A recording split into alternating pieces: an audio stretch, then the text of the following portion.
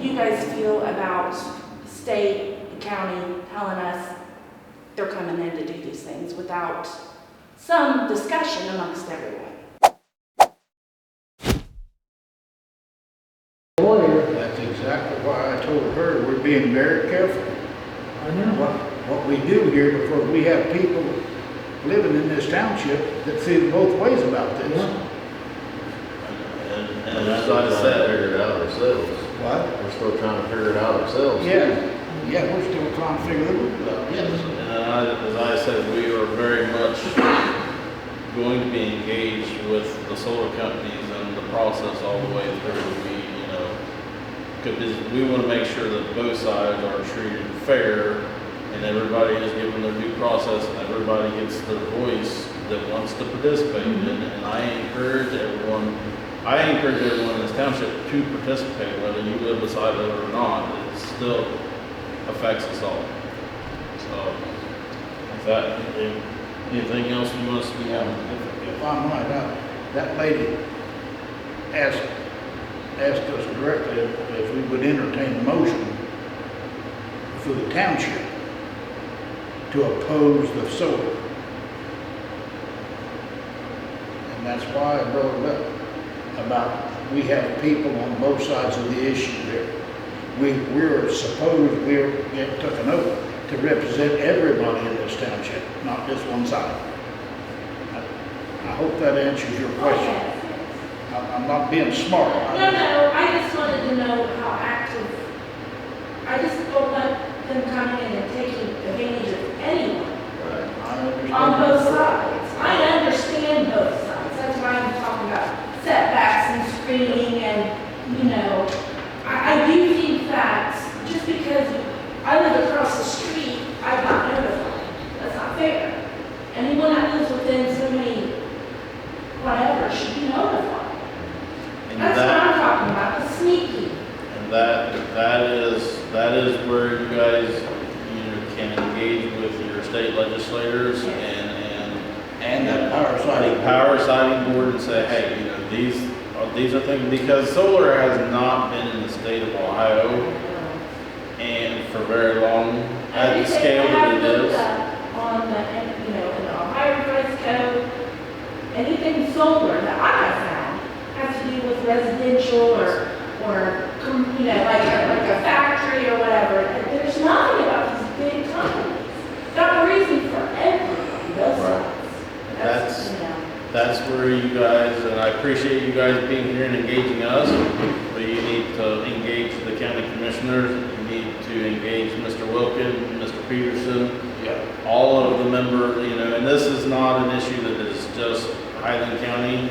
I've had many people call me from many different townships and I have friends across the state, and this is a statewide thing that is going on, so engage in the process, engage with the power siting board, engage with your state legislators, go to Columbus and walk the halls and talk to any legislator you can talk to, So I just want to say one last thing. Yes, ma'am. I came here just to get information. That's all I came for. Yes, ma'am. We appreciate Thank you for coming. We appreciate that. I might add to that, thank you for taking the time to come and tell us. We hear you, I can assure you of that. I appreciate you coming, all of it. To her, did you direct her in the steps? I'm sorry? Wait a minute, Judge. Did you give her direction? She asked about getting it on a vote. Yeah. The steps are she needs 8% signatures to present that to you or the commissioners. It's what? Does she present her petition to the trustees first or the commissioners? What's the protocol?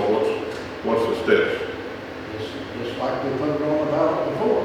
So she comes to you. Yeah, she brings it to. So you get 8% of the signatures on what you want done, and you come to these guys at your township meeting. You present the petition formally to the township trustees. So you know. If you're looking to get something changed at just this township level, it starts here. But if you're looking to get something, a referendum to get voted on by the whole county, then of course you take it to the commissioners or to the, what am I trying to think of, the Board of Elections and get it like that. But it has to go through the commissioners for the whole county. Right, you need to find someone to be able to, an attorney or somebody to write up your petition, and then you have to get the required number of signatures, and then you bring it, basically to us, we take it to the Board of Elections, and we get it on the ballot, if that.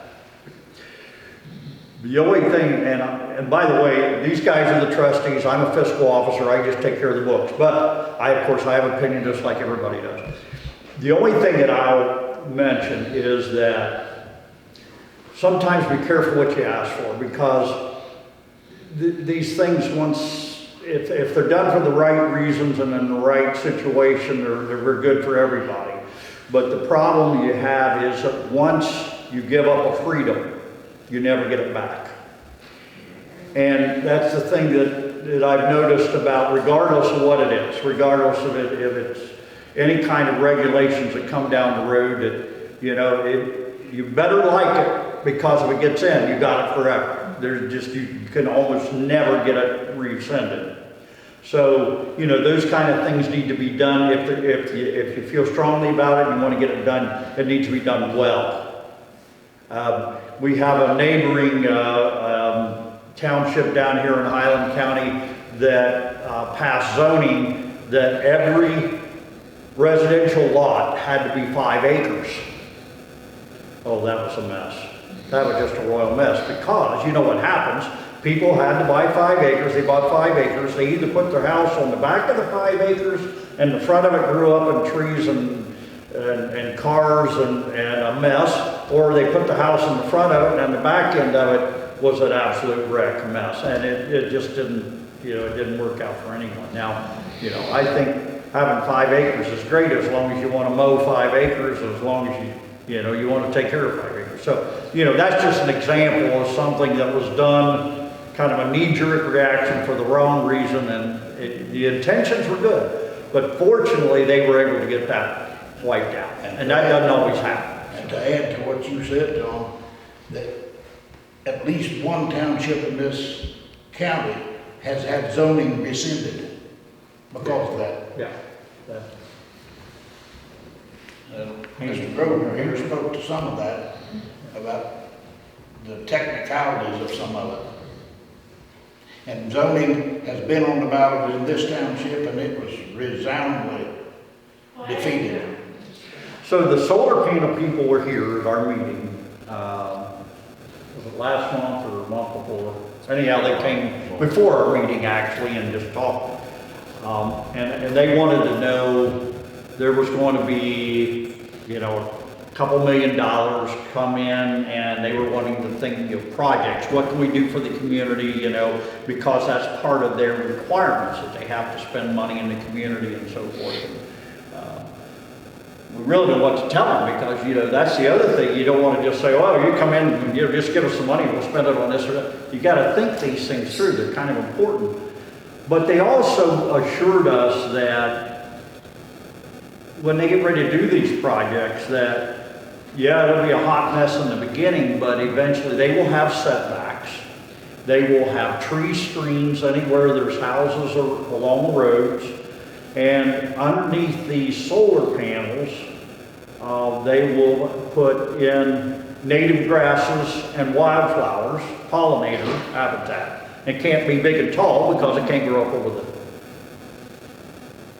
you know, I mean, they're telling us a lot of things that sound really good, but until you see one that's been in operation for 5 years, you really don't know what it's going to look like. So there are other solar projects throughout the state, and I travel for my job. I go up east, I see them all the time.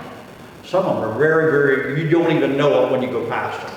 Others are a little bit more obvious if they're right along the interstate and there's no screens. But, you know, honestly, it's probably here to stay, because big companies like Amazon, Ford Motor Company, General Electric, and you go right down the list, they are requiring these companies to provide renewable energy because fossil fuels are gonna go away. And you know, all these companies are telling us within 10 years, we're gonna be driving electric cars anyway, or a lot of them. So, I mean, it's going down this path. We've gotta deal with it. We just hope that they do it right. Exactly. And Doing it right, doing it us fair. 3 trustees. Yeah, I'm gonna shut up now, but anyhow, that's kind of Yes, we are very much engaged with, and I've told the solar companies, both National Grid and Interjects, that I give no BS and I take no BS, and I want to be a part of the process from now to the end of this thing.